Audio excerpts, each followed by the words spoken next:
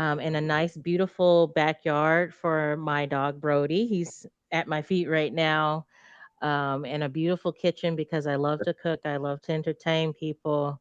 In a nice, beautiful Yeah. backyard for my dog Brody. He's at my feet right now, Oh, but in a beautiful kitchen because I love to cook. I love to entertain people. that Nice, makes someone's beautiful, on I don't know how that happened, right? but that was pretty Feedback, cool. feedback. But yeah. Anybody else dream home? Anybody want to share? Any dog lovers? Eric, I know sometimes yours come around. Yeah, I'll call him, honey, Toby. I'm gonna introduce you to them. Listen, I just need a sauna in my next house. That's all I need. I need a sauna, and I'm happy. And I like and a yard for my dogs, right? Because we're big dog lovers as well. Kiana Maria, dream home. What would be your ideal dream home? And are you guys first time home buyers or is this investors? Kiana, anybody? Danae, Darius, what do you guys think? Kiana? So this is my first time actually connecting with you guys. I've been Welcome. getting emails for like maybe a couple years now from you guys. It's my first time joining. I'm exposing myself. But a Yeah. couple of years ago, I was in like around 2020. I was looking for a home, and Eric actually helped me get approved. Um, my first time out, but just things were like really hectic around that time, so nothing really. I didn't really find what I was looking for at that time. But so now it kind of left me a little bit depleted and discouraged. So now I'm like kind of getting the courage to go back out there again and do it over again, start the process over. But I would Esther, like I'm so glad you joined. I'm so glad to see you on here. I appreciate you. no problem. A home with storage, a lot of storage, so I can order like pantry, closets. Oh yeah. Do you store like your cereal in containers and everything? Like, how do Yeah, I you? want it What kind all. Yes, I want it of all. I want a bathroom, a pantry for the pantry? yes, yes. Anybody else want that pantry or that extra storage? Use the chat hashtag pantry right now, or put your hands up if you're on video. Sherry, I saw your hand go up. Oh yeah, I got 5 kids, so I need closet space and pantry, for towels and just clothes. Oh man, I did like spring cleaning 2 times this year, uh, so I'm with you there, Kiana. Okay, I think we can start, right? It's already 10 minutes past the Let's do it. right? Let's do it. Whatever you Okay. want. Thank you so much, guys, to being here. I really appreciate you being here like at this time, 8:30, 8:40 p.m. It's a honor to have you guys, and we want to educate you and make you understand that buy your first house. We know that it's very difficult.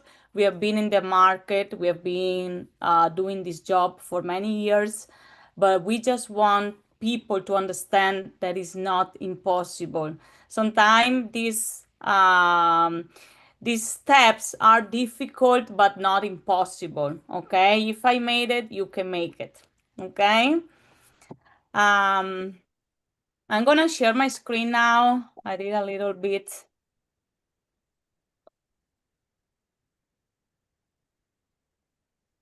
Okay. So I'm Virginia. I'm Italian. I came in this country in 2016. I speak Italian, English, and Spanish. So my clientele is from New Jersey, and I'm licensed in New Jersey. If any of you have any preference and wants to buy in another state, I have other co-worker that can help you. It's not a problem. Okay, why we want to teach you to invest in real estate? Because between the many options you have to invest money, this is the safest one. Why? Because the real estate has appreciation. So the moment you buy a house, it goes up in value. Okay, it depends, of course, what kind of property. It depends on the market, but normally real estate appreciate. So you can have a cash flow income. For example, if you buy a multifamily, this is our suggestion always to start with a multifamily, because you can have first-time home buyer mortgage, and you can have also a cash flow for your income. So normally what you can do is like live in one unit and rent the other one, or if you want and you want to sacrifice yourself, you can live in the basement and rent 2 units. Okay, you can do it for 1 year and then move and buy your next house. Or another thing you can do is buy your first house, live in 1-2 years, and then rent it out and move and buy your next house. Okay, you have other options. For example, there are some ancillary real estate investment income and related income. So it means, for example, if you buy a building or a multifamily, you can add some other services like laundry, like vending machines, other stuff that you can relate to that. But now we want to focus on real estate, okay? So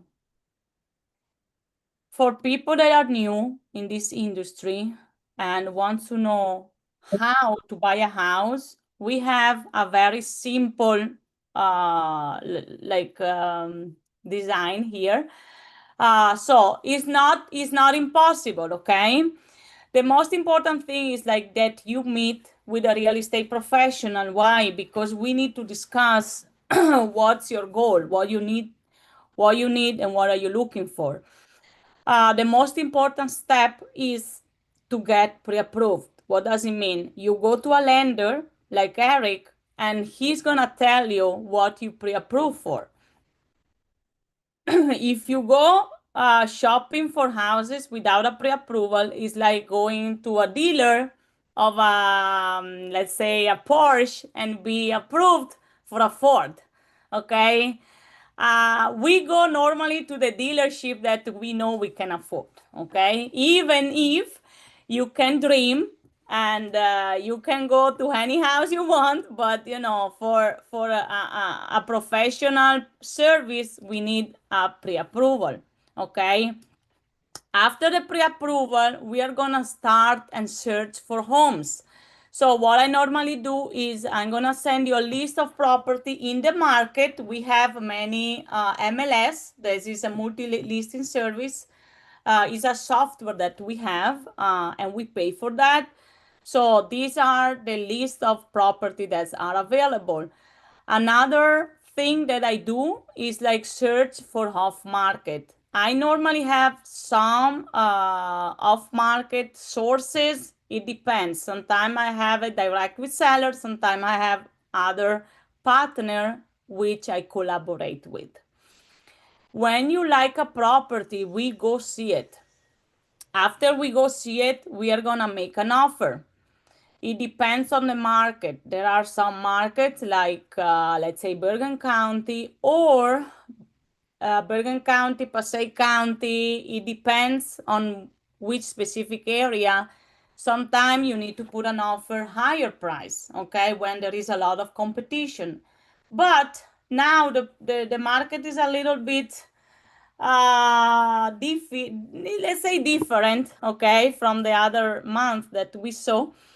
And now there are some areas that you don't need to put higher price. So we can get some offer accepted at same price, asking price, or maybe let's say 10K more, sometime even less. Okay, it depends. If a house is priced at a good price, at a reasonable price, the house sells. The house is overpriced, the house stay there. Okay, this is the point.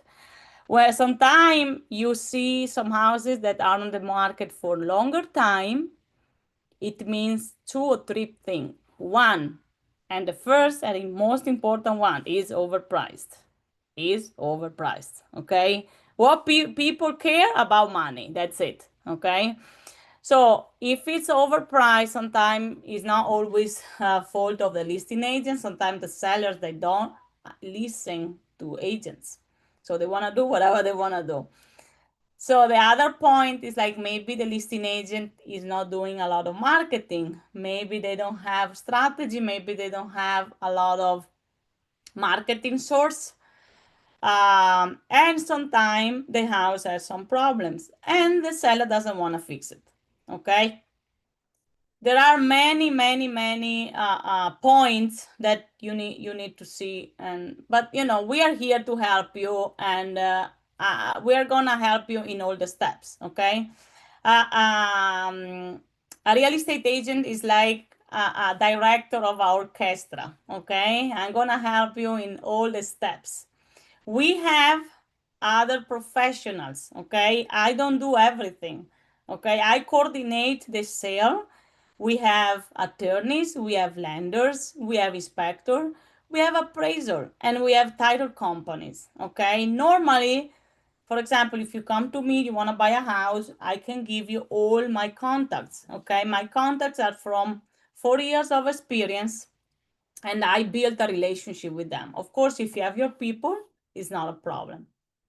When we make an offer after the negotiation with the other part, so the seller, if they accept the contract, you have normally 2 or 3 days to check the contract with a lawyer. Okay, the lawyer is gonna call you. Normally, a lawyer fee is between $1,500 up to $2,000. That you don't pay now, you pay at closing. Normally you check all the contract with the lawyer. If everything is agreeable, they send a rider to the other attorney, so the seller part, and we proceed. After the two attorneys sign the riders or the addendum, whatever you want to call, we are under contract. Okay.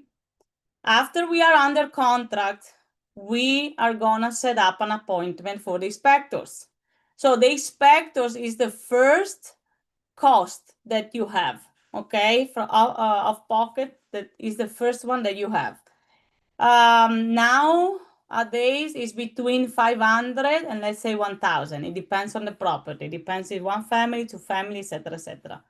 So this is the. There are two expenses that you have before closing: inspection and appraisal. So calculate around $1,000 more or less. Okay, 500 and 500, just to be very quick. Okay, so after the inspection, we have a time that we can, normally is 14 days, we can negotiate some arrangement. Okay, sometimes they need to fix some items. Normally, and what we are seeing now is sellers are giving credits. Okay, they are not fixing stuff. They are giving credits. And my suggestion is to all my clients is to accept the credit, because you don't know how, you don't know how they fix things. Okay, you don't know who are fixing what.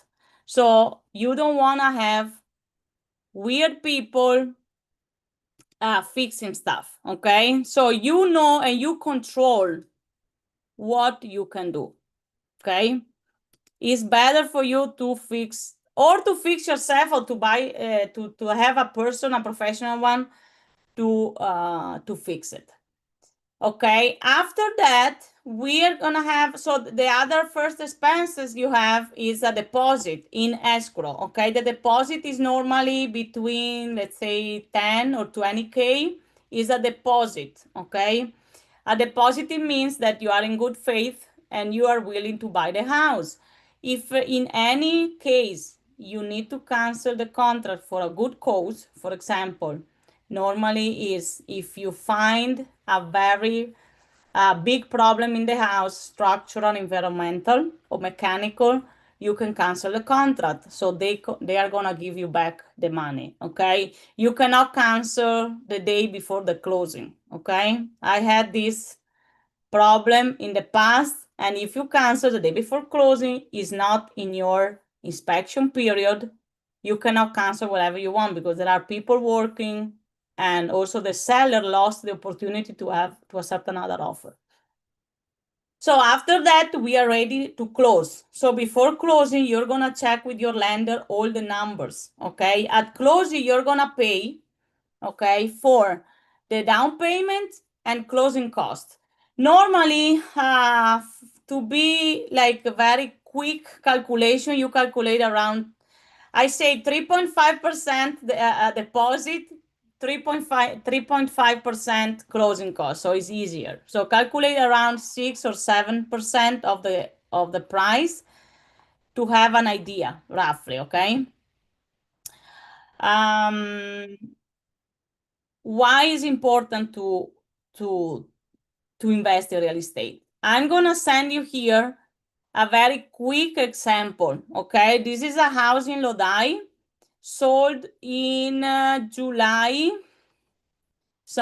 August last year.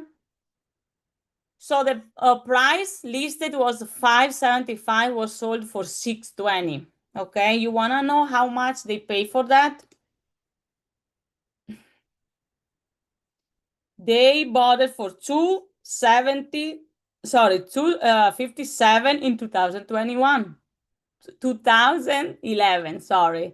So you can see how real estate grows, okay? This is not something that we create just to sell. These are numbers. And what I like for my clients is to talk about math. I'm a math girl. I love math. I always love it. And I'm a math girl. So when I talk to you guys, I talk to you about facts and math, okay? When you buy a house, you buy with your heart, but you have to be very rational. Remember that. It's not the kitchen. It's not the bathroom. You need to calculate. You need to see if you can afford the payment, okay? You're gonna make payment for 30 years, maybe less, okay? You need to understand, okay, I want a single family or I want a multifamily. Why? Okay, so just study the numbers with your lender, and then we go from there. I'm gonna send you a very quick example why we are pushing people, why you want to rent, you want to buy instead of renting.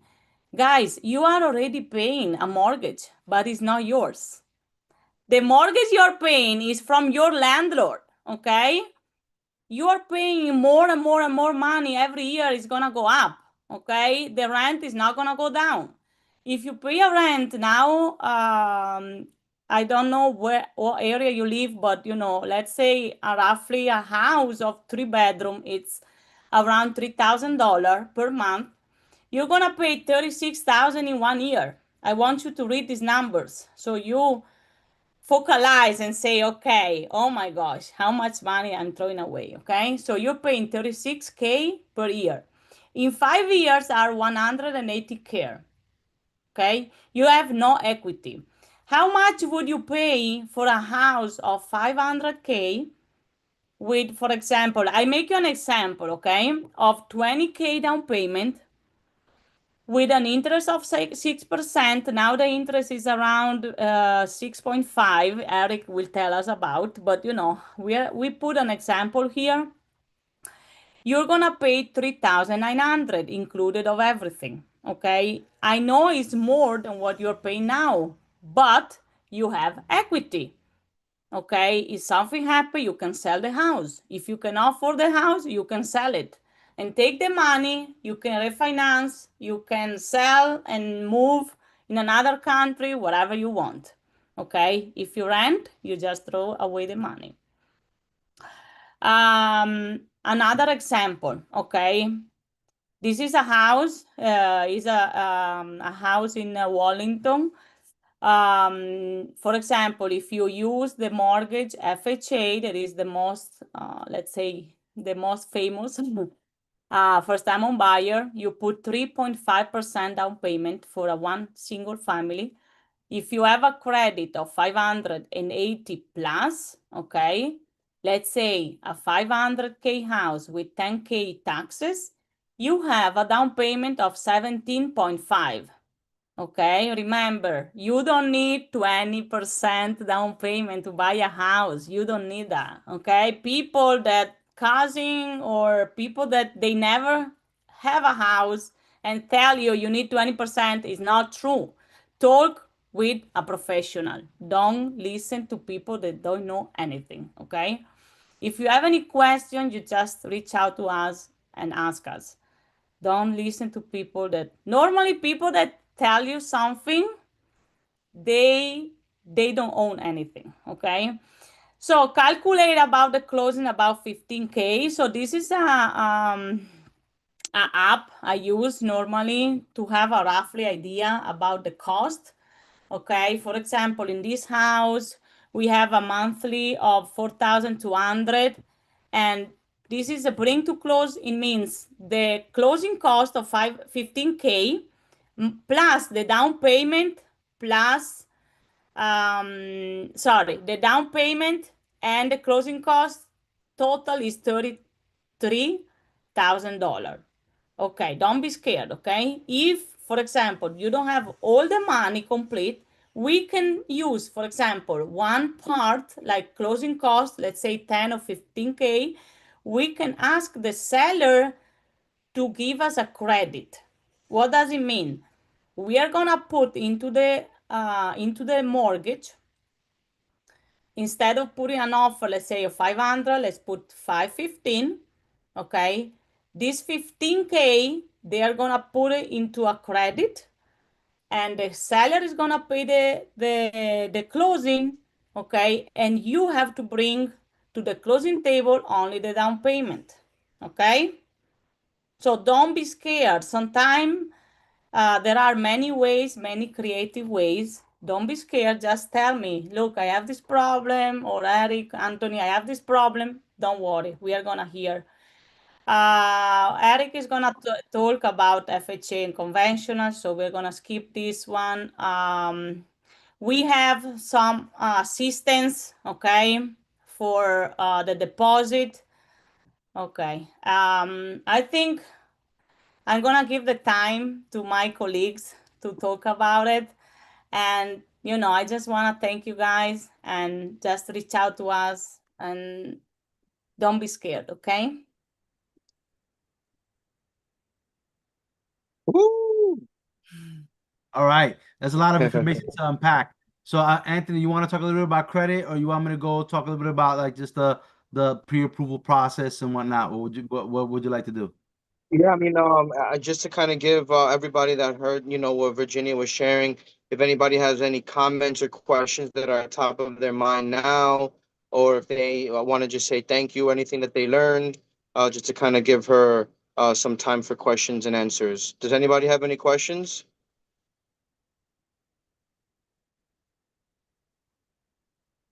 If no questions, E, you want to talk about the lending process, and then I'll talk a little bit about credit at the end. Absolutely. I'm gonna go ahead and share my screen, guys. If you can give me, if you can grab me Access Virginia. If not, I can go ahead and rock out. I don't need a presentation, but let me go ahead and share the screen. Can you guys see it? The first time home buyers guide. Can you guys see the first time home buyers guide? Yep. Yep. All right, awesome. So, guys, my name is Eric Estevez, and I'm a 9-year mortgage professional. I have a branch of CMG Home Loans.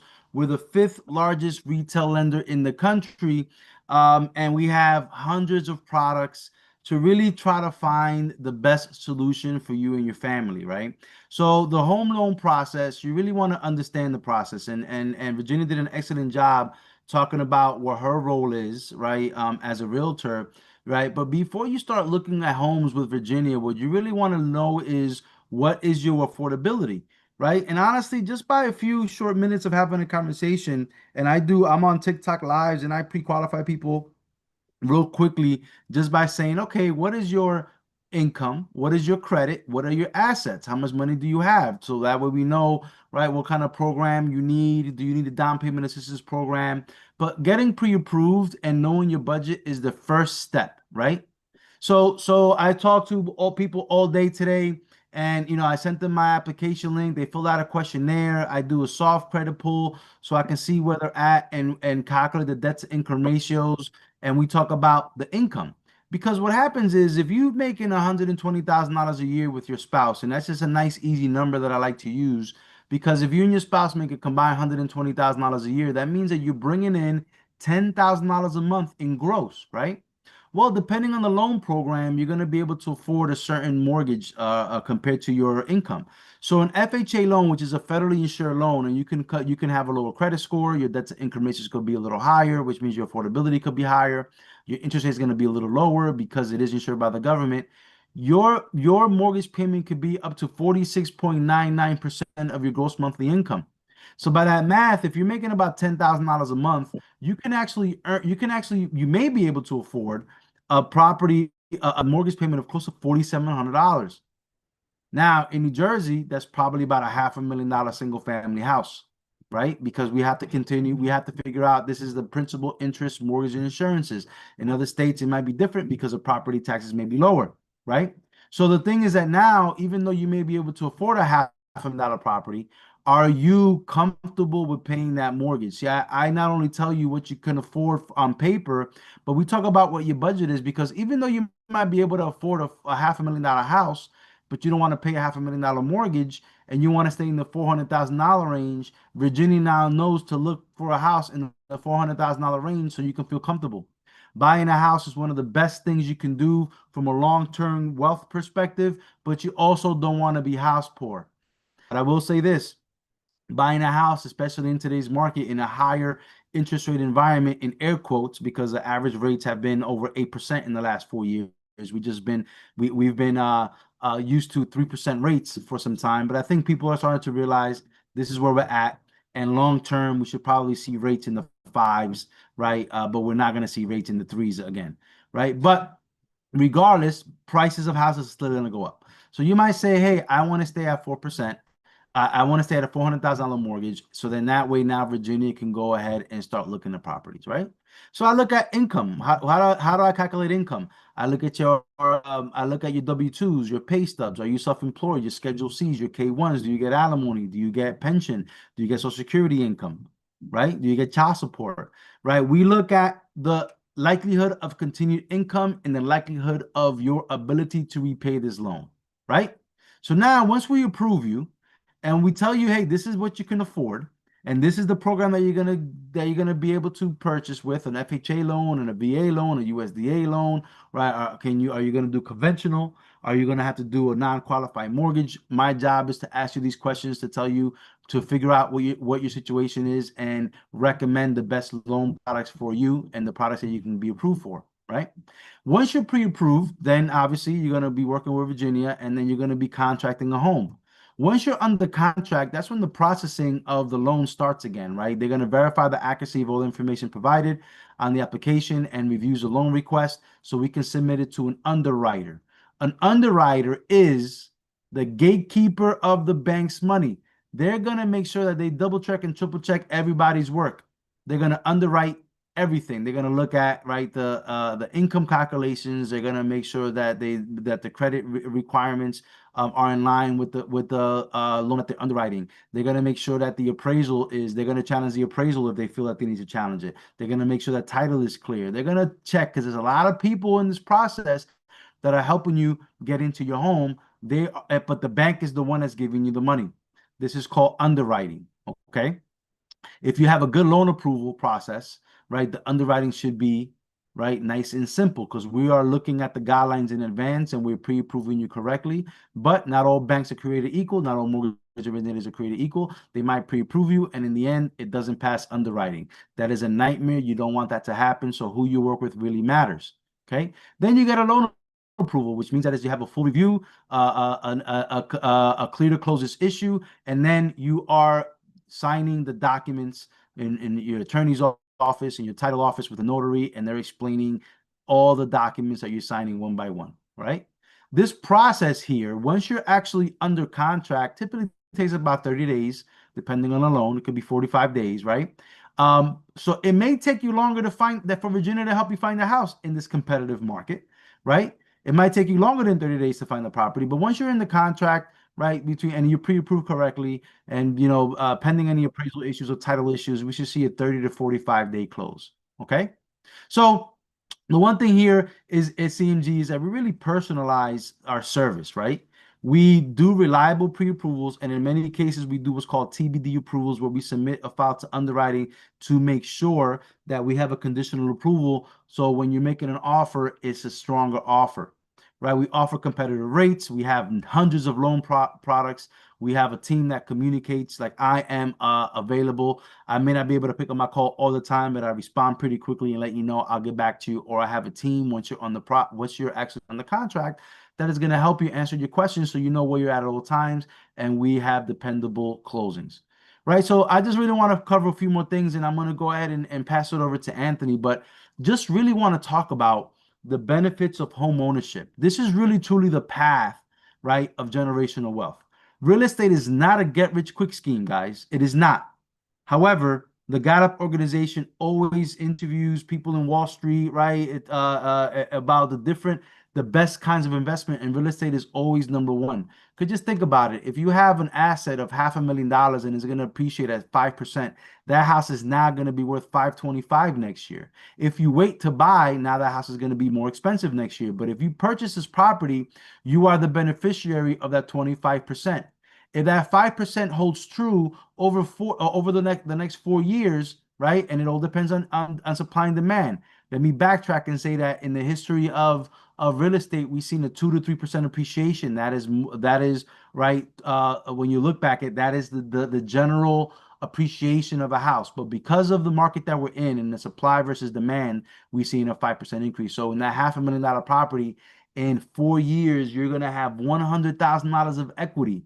How long will it take you if you've ever saved $100,000? It's not easy, right? Especially with the cost of living. But let time and equity do the work. Now, let me be clear. Buying a house, the bank owns the property until you fully pay off the house. They have the mortgages a lien against the house, right? However, you are the owner of the equity of the house. If you bought a house at $500,000 and now it's worth $600,000, but you owe $480,000, and you sell the house, you are going to gain $120,000 minus any fees that you're going to pay out, right? So you are the owner of the equity, and that's why, right, real estate is such a powerful tool to generate generational wealth, right? You're going to invest in an appreciating asset. There's only been 2 times in the history of the United States where house prices have fallen.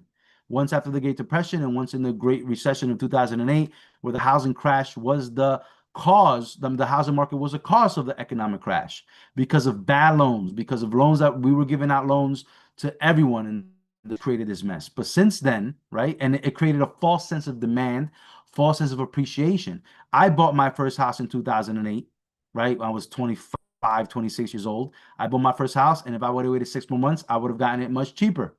So for a time, my house was underwater, meaning that I owed more than the house was worth.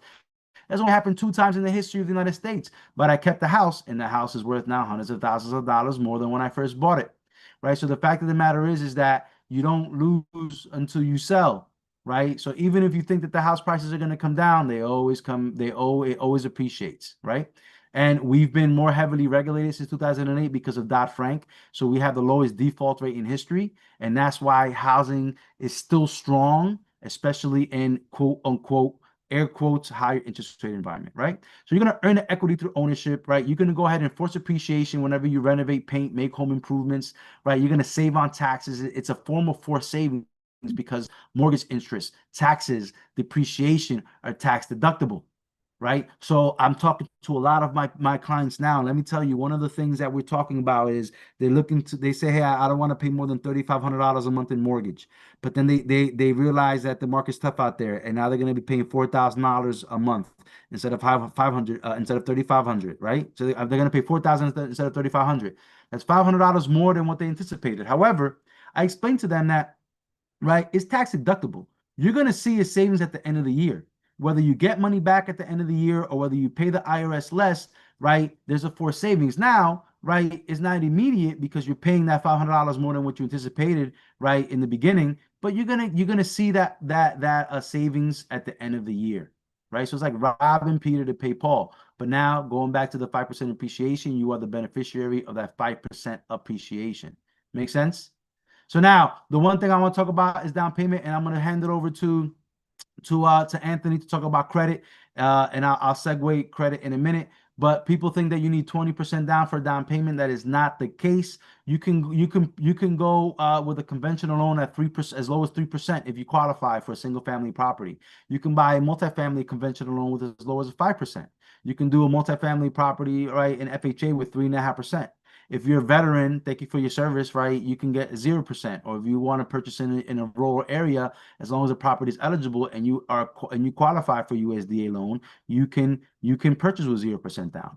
Now there's also down payment assistance options, right? So now, right, there's down payment assistance options where you can actually purchase a property, right, in the state of New Jersey and get $10,000 to $15,000 in grant money if you qualify for it, an additional $7,000 if you're a first generation buyer. Right? But there's fine print in it, right? A lot of people's eyes here are lighting up. Oh, free money. Well, that's great that you're going to get that you can get that those funds if you need it. The issue is that your credit score requirements needs to be a little higher and your debt to income ratios are lower than that of an FHA. So if I can approve you for a $500,000 property, if you have 3.5% down, if you need a grant from the state, that probably going to drop to a little bit above $400,000. Right? So now that might take you out of contention depending on where you're at. It's a great program, right? But it does lower your affordability. And in the state of New Jersey, sometimes that is tough. But one of the cool things that we have is if you don't qualify for a down payment assistance program in the state of the grant in New Jersey, I have a program called FHA Buyer's Choice where we can take your 3.5%, that $17,500 and that $500,000 mortgage. You can put it into a second mortgage. Your payment is going to go up by about $100 a month, but now you don't have to worry about that $17,500. You got to worry now about the concession, the closing costs, right?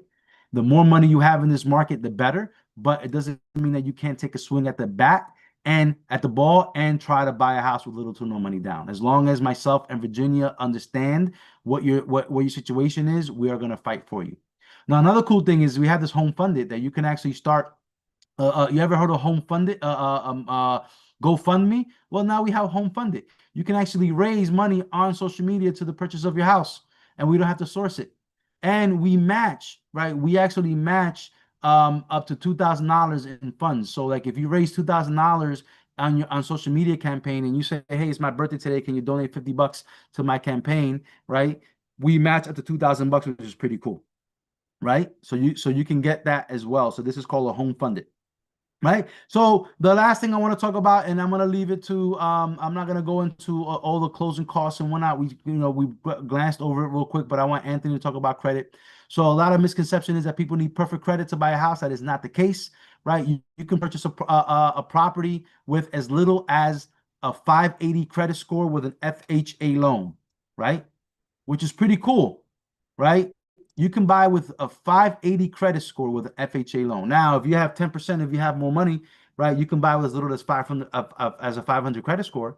Now, the higher your credit score, the better rates you're going to get, right? The more programs you're going to qualify for because you are a less credit risk to the bank. Makes sense. So now I want to go ahead and pass it over to Anthony because credit is so important, not only for buying a house, but for everything else in life, right? So without further ado, Anthony, let's talk about some credit. Woo! Give it up for E and E in the house. I highly recommend everybody to follow Eric on TikTok. Eric does a lot of TikTok lives. Eric, if you could put your TikTok link in the chat for everybody. Real quick, it's 9:16. We try to keep these short and concise, within that hour to be mindful, give you guys back to your family. But if I could have everybody, if you're not driving, just kind of come on screen, give us a little bit of a smile, give us a wave, let us know you're still with us, you haven't fallen asleep. If you like this or appreciate the information that is being shared, give us a thumbs up. Obviously, this is an unpaid, unsolicited seminar for you guys. We love you all. If you haven't got that stretch in, get that stretch in real quick. It's been a nice long day.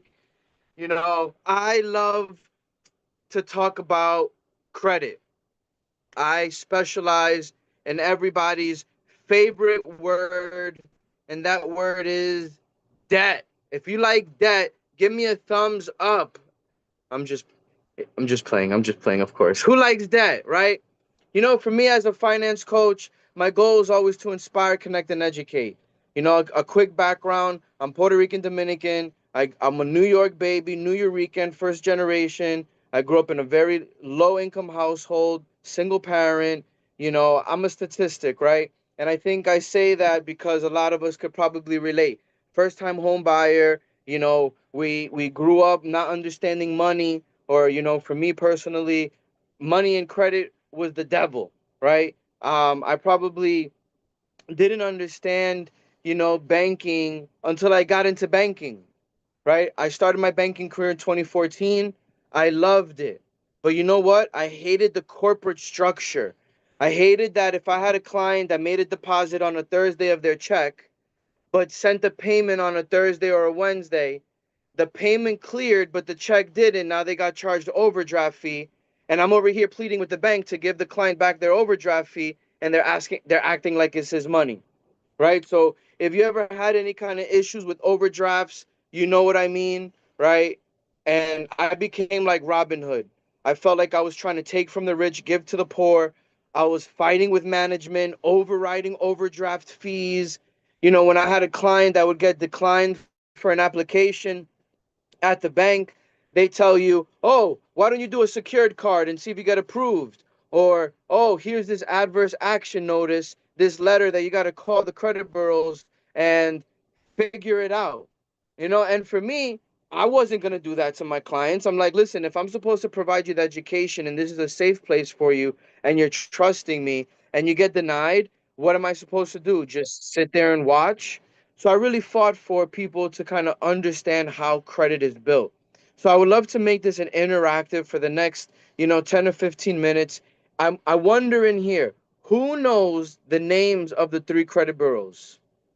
If you know the names of the 3 credit bureaus, put it in the chat right now. If you know one of them, if you know both 2 of them, or if you know all 3 of them, put it in the chat. I want to speak with every single one of you. We have our phone numbers on our tag here. Let's do a complimentary credit review. We still have a lot of you still in here. So send me a text message. Let's do a complimentary credit review. Let's set you up with a credit system so we can track and monitor your credit, and then prepare you to speak with Eric to get a pre-approval so that that'll allow Virginia to go start finding your dream home. So Virginia, if you want to share, you know, the name of my company is Fresh Start Advancement. I've been coaching for 9 years. You know, the idea, Sherry, thank you so much for being brave and sharing. FICO, Experian, TransUnion. You got 2 of the 3. Who can help her? What's that third one? She got 2 of the 3. Who could tell me right now which is the correct 2 of the 3? There's 1 incorrect. Oh, Esther coming in hot with the save. So you got Equifax, you got Experian, you got TransUnion. And did you know that these credit bureaus don't communicate with each other? They don't communicate with each other. So I highly recommend, if you're on this right now, go to myequifax.com, go to Experian.com, go to TransUnion.com, set up a free account. So for me, who do I help? I help business owners and individuals. What is my title? I'm a community finance coach. I'm not an advisor. I'm not a wealth advisor. I'm not a stock trader. I specialize in credit and debt, and I help individuals and business owners. And I kind of shared with you my upbringing a little bit just so that you guys can understand that, you know, hey, listen, maybe by design in our educational system, it's not taught about credit and money, but it's not our fault. But at this time, we can't avoid and we can't just be ignorant to the fact, right? Just because we were never taught it. So I've been coaching for over 9 years. This is a passion project. I love what I do. There's a lot of people in my industry that use deceptive tactics, that overpromise and underdeliver. I'm sorry if anybody in here has had bad credit and you've had an issue that you hired a company and they just weren't in touch with you. I think for me, everybody, it's about constant contact and communication. So as a finance coach, I always say no takers are money makers, right? How I help, I customize a personal credit strategy, right? So if you're on the market to buy a home, if it's your first time, a lot of times you may have your income, but you don't have the down payment and credit. A lot of times you have the credit, but you don't have the down payment and you don't have the income. You know, sometimes it's a mix of all three. I don't have the income, I don't have the credit, and I don't have the down payment. So for me, I customize a personalized strategy by doing a budget plan. So I don't know if anybody in here does a mental budget, a paper budget, you kind of just pay as you go. But if you're a free spirit, I would love for you to put in the chat right now, free spirit. If you're a budget planner like myself, put budget plan. I would love to communicate with you. Virginia, you can go to the next screen. So I want to be as, I want to give as much education as possible. So if you guys can all take a screenshot of this, please take a screenshot of this. This is a breakdown of credit. Thank you, Sherry, budget planner. I don't know if you guys understand how credit is made, but if you think about a pizza pie, all slices are not created equal. So without asking here, Louis, thank you, free spirited. Without asking the question, what do you think is the number one reason why people damage their credit? As you can see here, payment history creates 35% of the credit score. Thank you, Kiana, budget planner. Payment history is the most important. I just have a client right now, Eric, this will break your heart. Under contract, had a missed payment to his Discover card, dropped 80 points. Now he needs a cosigner to close. He was going to put 20% down. Now he has to put 30. The property is $800,000. We're talking about $90,000 in a down payment that he has to put down. Heartbreaking. Just because now he needs a cosigner. He wasn't being a good steward of his credit, and he damaged his credit because of one mess up, one late payment. So I don't know if anybody in here is a free spirit. That's perfectly fine. But you got to safeguard your payment history. One way to do that is by setting up automatic payments. If you at least set up an automatic payment of the minimum payment, then you can cover the minimum payment. But if you don't cover that minimum payment, say $25, $45, you can really, really hurt your credit. Okay? 30% is amount owed, the balance that you owe. Let's say if it's $1,000 limit, rule of thumb here is you don't want to keep 30% of the balance. This is where a lot of people mess up. A lot of people say, oh, I got to keep 30% of my limit. No, 30% of your credit is created by the balance owed. So if you have a balance over 20 to 30%, your score can go down. So I highly recommend look at the cycle closing date, look at the due date, make sure that you're paying before the due date, but make sure that you're making another minimum payment to make the balance under 15% by the cycle closing date. So write that down. 15% of the total limit by the cycle closing date. This right here, if you can control your payment history and the balance by the cycle closing date, you can manage a positive credit score by 65%. Length of credit history is the age that's equally important. It creates 15%. New credit and credit mix, they create 10% of the credit score. So if someone has 1 to 2 credit cards and an auto loan, 3 trade lines is not enough credit. So you need more trade lines to improve your credit history, and helping you get another trade line that can give you a credit mix can help your score. So I'm just trying to kind of give you a little more of an understanding to be conscious of your credit. Next screen. So right here, one of the key takeaways, and I want to fly through this. If you have good credit and you do something bad, it hurts you more. All right? If you have good credit and you do something bad, it hurts you more. If you keep a high balance because you're vacationing, let's say if you have the money on credit, but you also have the money in cash. If you use the money on credit to purchase your vacation, but the cash that you had to pay the card, you use for something else, that's how you get into debt. So you just got to be careful. If you do the budget plan and you save the money, the cash, and you use it on your card, take the cash, pay the card, keep it revolving, keep your balance low, don't pay interest, continue to pay on time, be a good steward of your debt. So one of the key takeaways, be sure to pay on time, keep a balance under 15%, and pay attention to those cycle closing dates.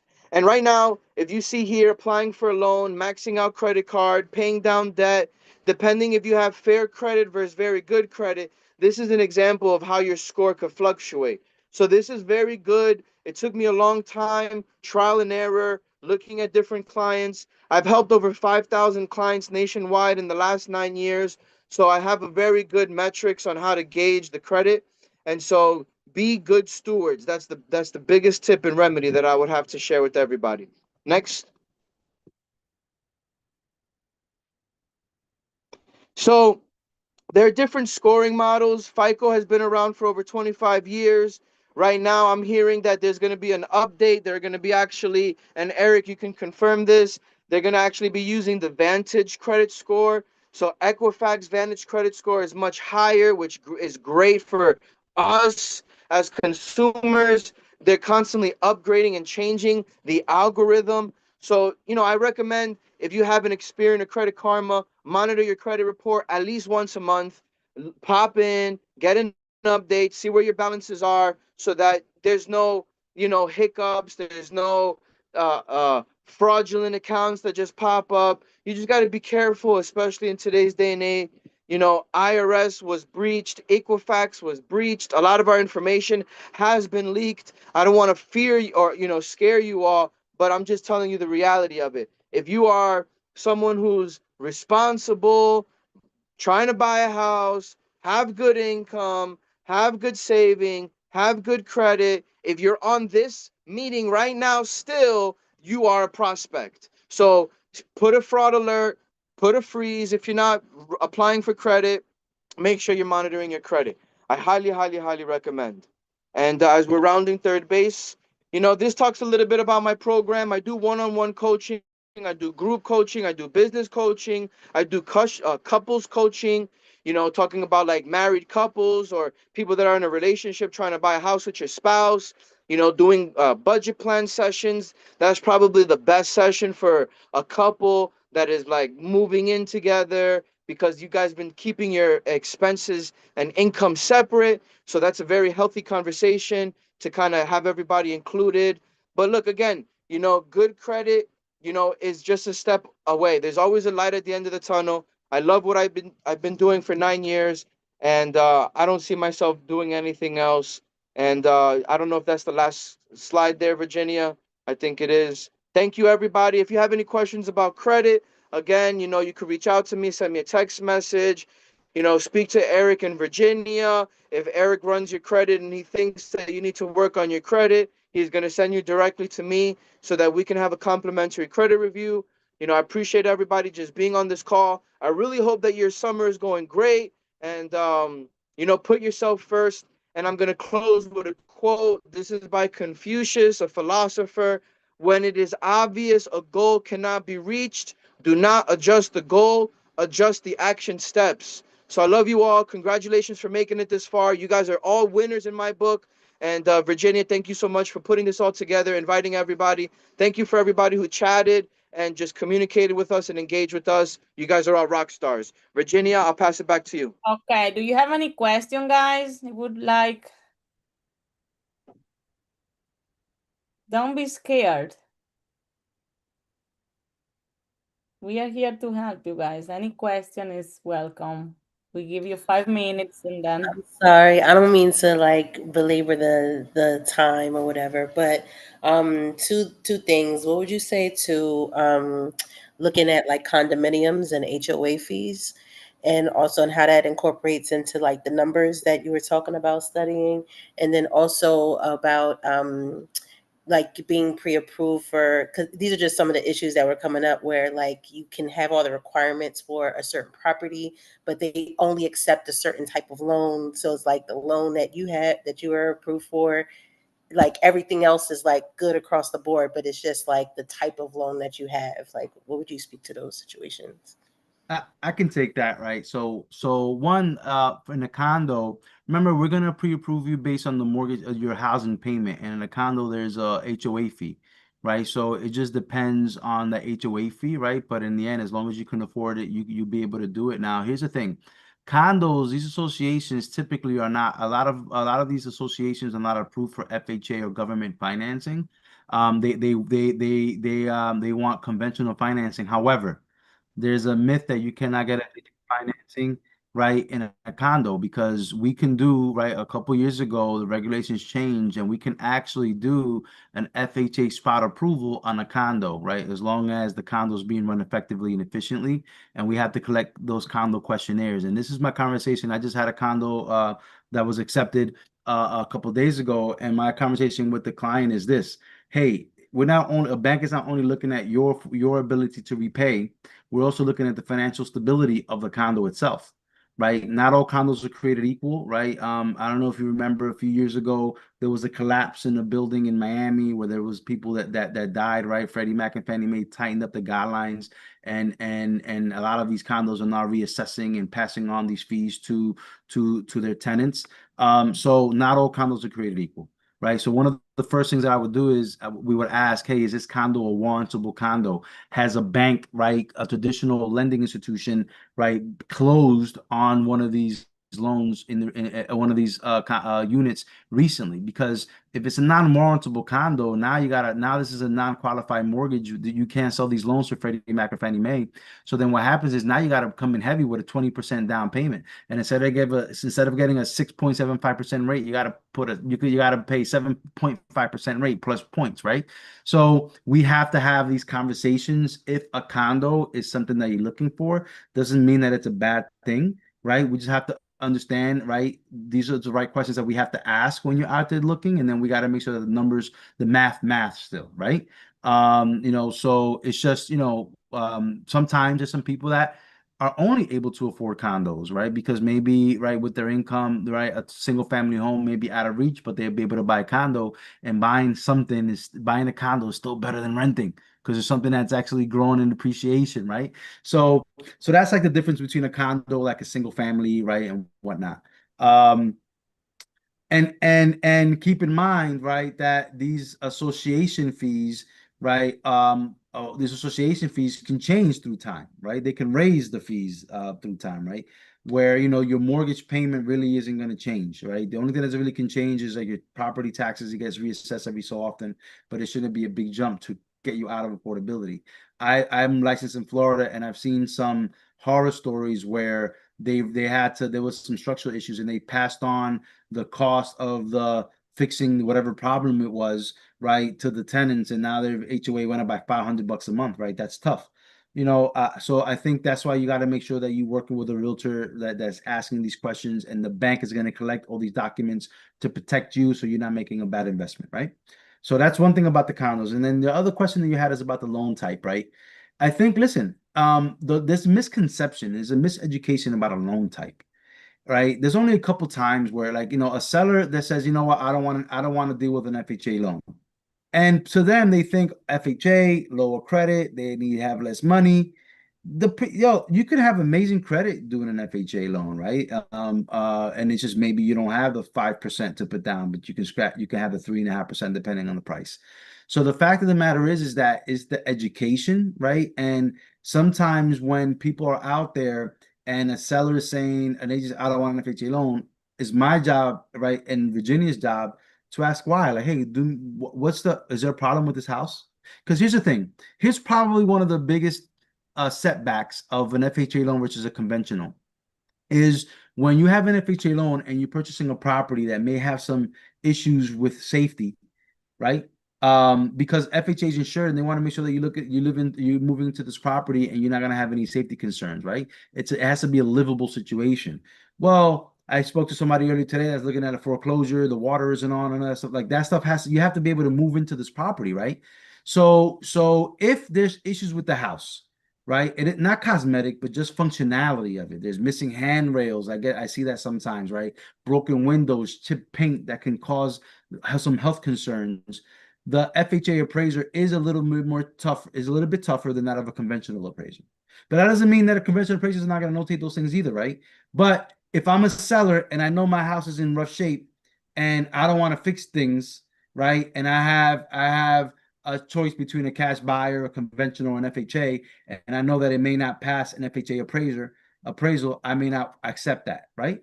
But if I have a lender that calls me and says, hey, listen, Esther, right, has been pre-approved.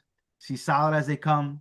Great credit, right? The reason why we have to go FHA is because we need a little bit more wiggle room with debt to income ratio, right? This is where her affordability is, but her credit is good. She's been in her job for this many years, yada yada yada. If we do that and we fight, or if we actually submit your loan to a TBD underwriting approval, and imagine if you're a seller and you get a commitment on somebody that has an FHA loan and their offer is as good as somebody that's given a conventional, but now you don't need a mortgage contingency because that's they're already approved by an underwriter. Now all of a sudden that FHA loans could seem a little bit better, right?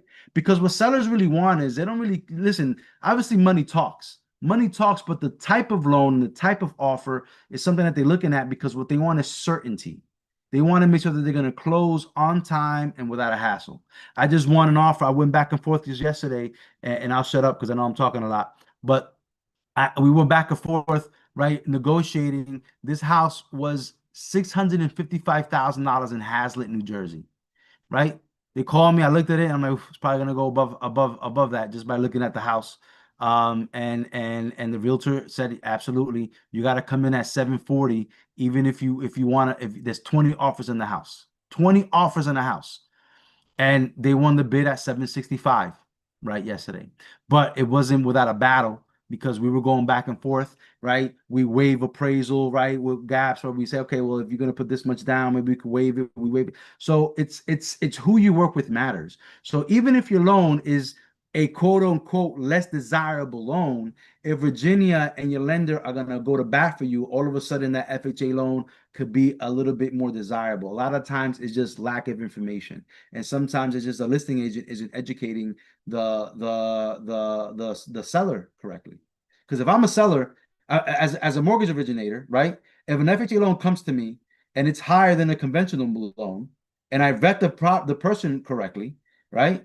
And I'm gonna get $10,000 more for this property than FHA loan if somebody is in a conventional, I'm gonna go with the FHA loan as long as I know I'm gonna close at the FHA loan. Is a good offer, right? So who you work with matters. They gotta go to bat for you. I hope that makes sense. No, it did. Thank you. And I think that's kind of what I was learning on the first time out. It was just, it's a very aggressive process. And, you know, I just learned a lot about that. But thank you for shedding some light behind the scenes. Yeah, the fact of the matter is, in Virginia could talk about this all day.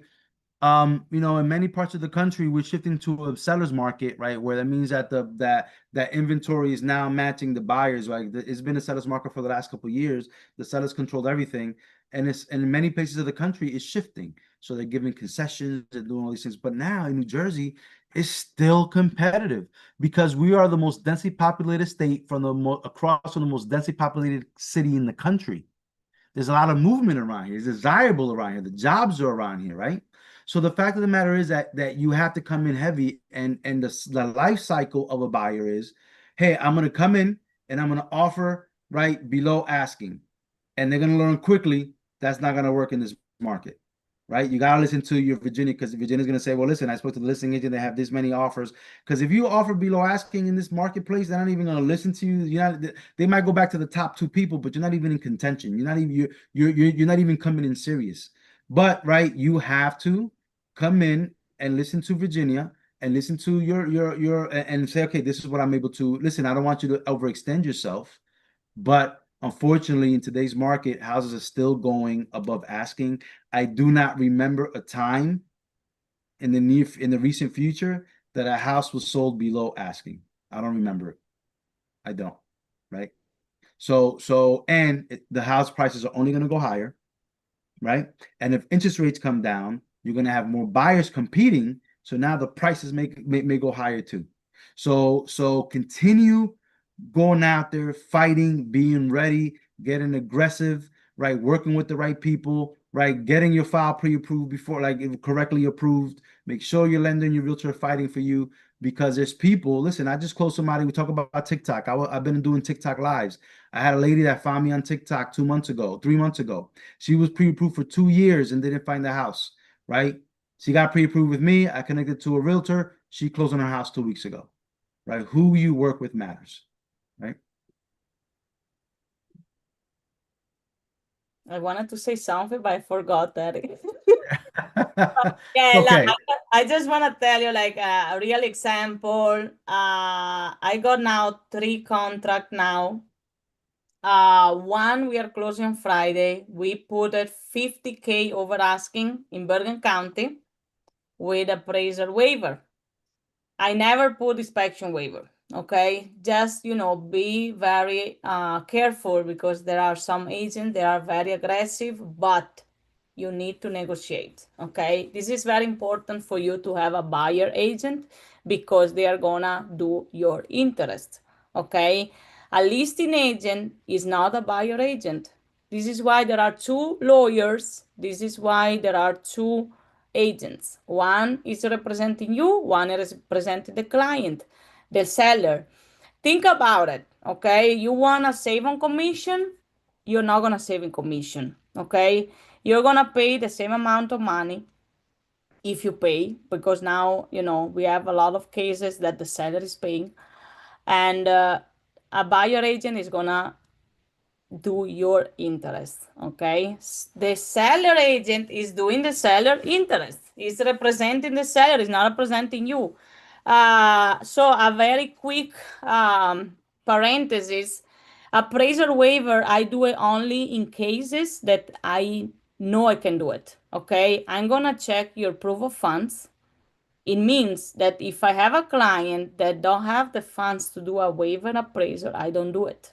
Okay, it doesn't mean that FHA we cannot do it. We are gonna study the comps. Okay, don't be scared because a lot of clients they are scared of overpay the house. Okay, you're not overpay the house. We are gonna check the comparable. Comparator are the sold properties in the area. Okay, with similar characteristics. You're not gonna overpay because there is an appraisal. They are gonna tell you how much the house is worth. Okay, your father, your family, they are not appraisers. Okay, your friends that says that this house is not worth it, they are not appraisers. The other 2 houses there are in like more rural area, so we want it at almost asking price, but as Eric said, almost none of the time they are accepting under asking. I just got the one in this year that happened. It was in Irvington, but it was in very bad condition, and we had 2 or 3K. So this is a very good options that Eric can help you with for people that are open to do some repairs. There is this option too that give you the money to do the repair too. But yeah, just trust the process and trust us because we are not here to get a commission. We are here to help you because if you're happy, you're gonna refer us more people. Mhm. Thank you so much, Virginia, for putting this all together. And thank you again, everybody, for coming. I had a great time. Thank you. Thank you, guys. Good night. Have a great time, guys. Thank you. Thank you.